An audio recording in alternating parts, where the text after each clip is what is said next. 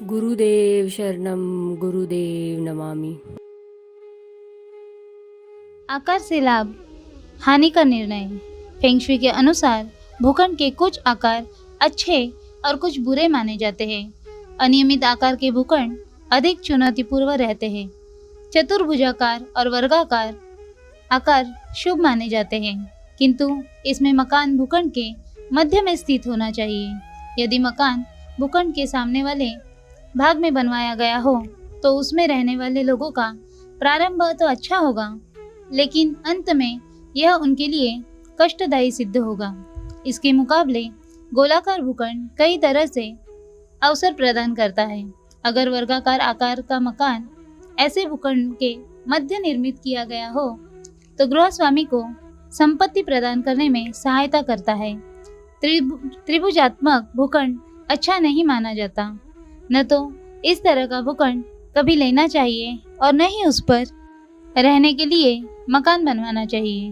अगर इस तरह के मकान में रहना मजबूरी बन जाए तो मकान के दरवाजे को भूखंड के सामने रखने से बचना चाहिए। भूखंड के कोनों को छिपाने के लिए वहां कोई पौधा लगा देना चाहिए। समांतर भूखंड अच्छा होता है। अगर मकान भूखंड के मध्य या सामने वाले भाग में बनवाया गया है तो उसमें रहने वाले को समृद्धि और तरक्की का अवसर मिलता है। 4 असमान भुजी चतुर्भुज आकार के भूखंड का सावधानी पूर्वक परीक्षण करना चाहिए। अगर यह भूखंड सामने से चौड़ा हो तो मकान का निर्माण संकरे भाग जैसा किया जाना चाहिए, जैसे कि चित्र में दिखाया गया है।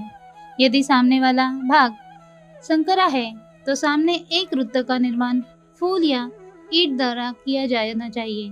इससे वह पर्स के समान दिखाई दे, जैसा चित्र खद में दिखाया गया है।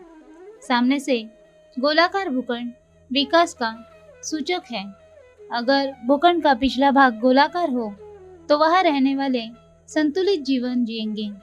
चौड़ाई में दोनों तरफ से गोलाकार भूखंड धार्मिक भवन, धर्मशाला आदि के लिए बहुत शुभ माने जाते हैं। आधा गोलाकार भूखंड भी अच्छा होता है। ऐसे भूखंड में मकान मध्य में बनाना, जबकि टी आकार के भूखंड में बनाया गया मकान जीवन में अनेक प्रकार की समस्याएं उत्पन्न करता है। अंग्रेजी के अक्षर एल की आकृति का भूखंड अशुभ माना जाता है।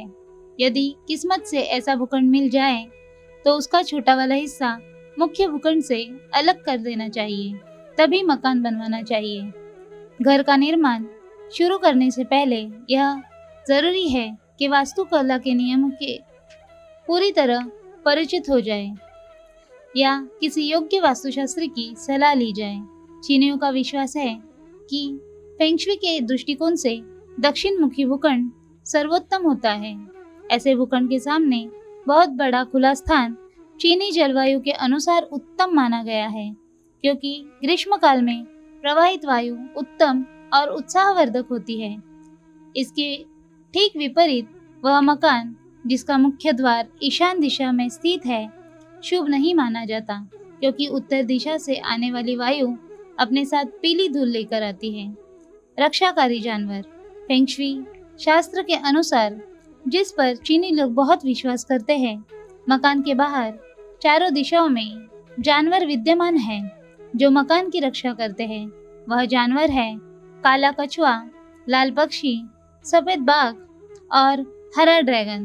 काला कछुआ उत्तर, लाल पक्षी दक्षिण, सफेद बाघ पश्चिम और हरा ड्रैगन पूर्व दिशा का प्रतिनिधित्व करता है।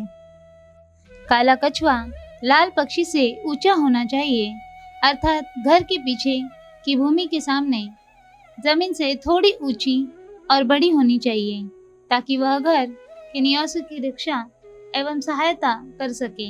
यदि सामने की भूमि का ढाल घर के मुख्य द्वार से ऊपर उठता है तो फेंगशुई के अनुसार वहाँ पारिवारिक कलह और आर्थिक क्षति की संभावना होती है। घर के दाएं तरफ की भूमि हरा ड्रैगन और बाएं तरफ की भूमि सफेद बाघ का प्रतीक है। हरा ड्रैगन सदैव सफेद बाघ से उच्च स्थान पर होना चाहिए, मतलब दाएं तरफ की भूमि बाएं तरफ की भूमि से ऊंची होनी चाहिए। हरा ड्रैगन और सफेद बाग घर के रक्षक माने जाते हैं, अन्यथा इसमें संतुलन होना आवश्यक है। अगर घर के दोनों तरफ का खुला स्थान एक समान हो तो यह इन दोनों जानवरों के संतुलन को दर्शाता है।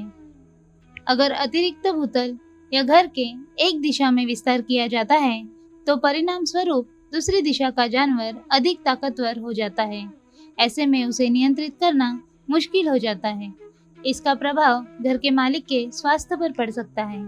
सड़क की दिशा रूपरेखा और यातायात के प्रवाह की फेंगशुई वास्तुकला में एक मुख्य भूमिका है। सड़कें वायु की वाहक है। भूमि की रूपरेखा के अनुसार निर्मित घुमावदार सड़कें वायु का सरल प्रवाह साथ लाती है। सीधी सड़कें वायु को शीघ्रता से प्रवाहित कर देती है। चीनी इसे नष्टकारक वायु कहते हैं क्योंकि यह बहुत अधिक वायु को अति शीघ्रता से प्रवाहित कर देती है। जैसे कि आप प्रस्तुत चित्र में देख सकते हैं, टी संगम के सामने स्थित मकान हानिकारक वायु से प्रभावित होता है। यह स्वास्थ्य और आर्थिक समस्या का कारण बन सकता है। दूसरे चित्र में देख सकते हैं, सड़क के अंत में स्थित मकान नष्टकारक वायु से प्रभावित होता है। दरवाजे के ऊपर सड़क की ओर मुंह करके एक दर्पण लगाने से इसका दुष्प्रभाव दूर किया जा सकता है। तीसरे चित्र में देखिए, दो या अधिक सड़कों के समान स्थित मकान खराब होता है।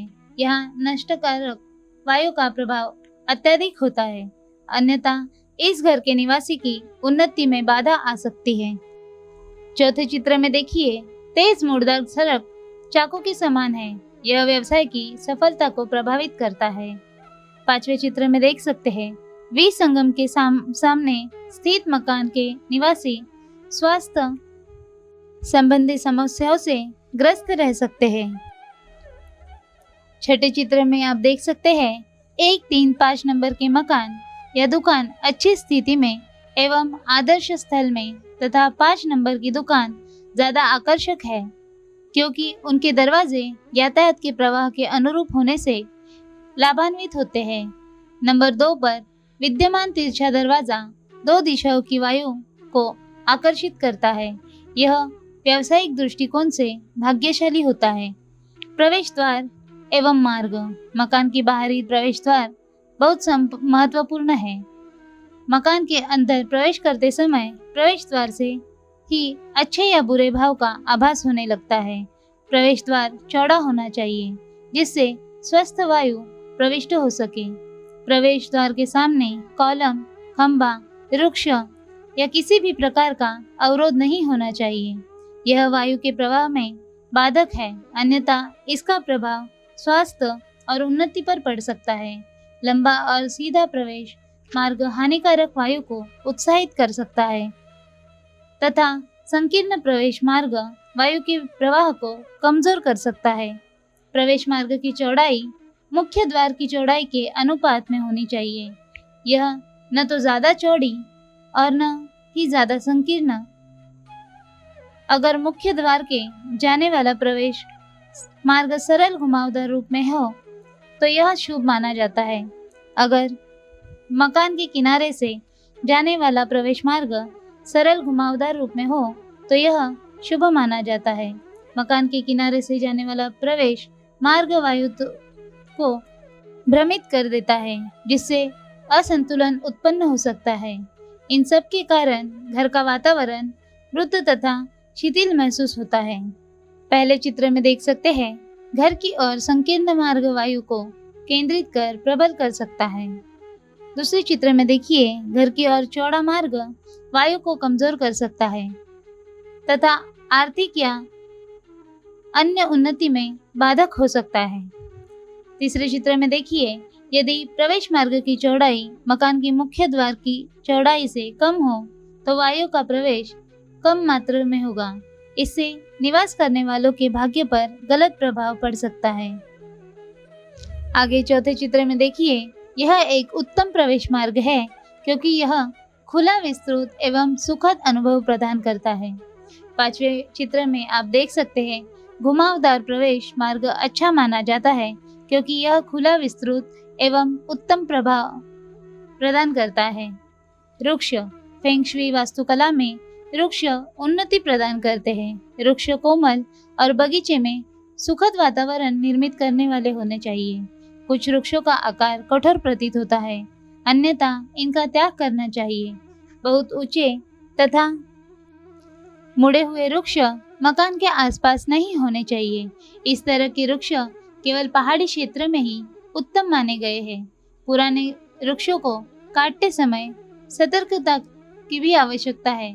पुराने वृक्ष अपने आसपास प्रवाहित वायु से एक संबंध स्थापित कर लेते हैं, अन्यथा इसमें किसी भी प्रकार का व्यवधान पसंद नहीं करते। फेंग शुई के अनुसार वृक्ष अच्छे या बुरे दोनों प्रकार के प्रभाव डाल सकते हैं। वृक्ष अनेक प्रकार के महत्वपूर्ण कार्य करते हैं। जब इनका उपयोग स्थल को घेरने वाली झाड़ियों के रूप में किया जाता है तो यह कष्टकारक वायु का प्रभाव समाप्त करके सहायक होते हैं। यह मकान या अशुभ या अपशकुन क्षेत्रों से बचाव करते हैं, जैसे कब्रिस्तान, चर्च, मंदिर और 3 के साथ सीधी सड़क जो सीधे घर के और जाती है। वृक्ष घर के बहुत निकट नहीं लगाने चाहिए, विशेष रूप से वे वृक्ष जिनकी जड़ें जमीन में काफी गहरी और चौड़ाई तक जाती है। वे वृक्ष घर की नींव को नुकसान पहुंचा सकते हैं। ऊंचे वृक्ष घर में प्रकाश के प्रवेश में बाधा उत्पन्न करते हैं। कुछ वृक्षों को घर के आंगन में नहीं लगाना चाहिए, क्योंकि ये शक्तिशाली ईंन के स्रोत होते हैं। जैसे कि आप चित्र 1 में देख सकते हैं, वृक्ष वायु के स्रोत है। ये घर का वातावरण दूषित वायु से बचाते हैं। दूसरे चित्र में देखिए, यू आकार के भवन के बाहर निकला हुआ भाग वायु के प्रवेश में बाधा उत्पन्न करता है, अन्यथा सीमित मात्रा में वायु का प्रवेश होता है। वृक्ष वायु को घर में प्रवेश के लिए प्रोत्साहित करते हैं। तीसरे चित्र में आप देख सकते हैं, एल आकार भवन के लुप्त हुए कोनों में वृक्ष लगाकर भवन का आकार चौरस रूप में परिणत हो सकता है। कुछ वृक्ष पर्यावरण को संतुलित करने में उपयोगी होते हैं। स्वस्थ वृक्ष अच्छी वायु का सूचक होते हैं। वृक्ष असामान्य आकार के भूखंड एवं मकान को उचित रूप में संतुलित करने में सक्षम होते हैं। पोखर या जलाशय से लाभ। जल धन का प्रतीक है। यह विश्वास किया जाता है कि जल संपत्ति को आकर्षित करता है और अच्छी वायु को संचारित करने में प्रोत्साहित करता है। भवन के समीप पोखर या जल स्रोत का होना शुभ माना जाता है। यहाँ तालाब हो तो समृद्धि में सहायकता होता है। उचित स्थान पर स्थित या निर्मित जलकुंड सौभाग्य का सूचक है। जलकुंड का स्थान और आकार भूखंड के आकार के अनुपात में होना चाहिए।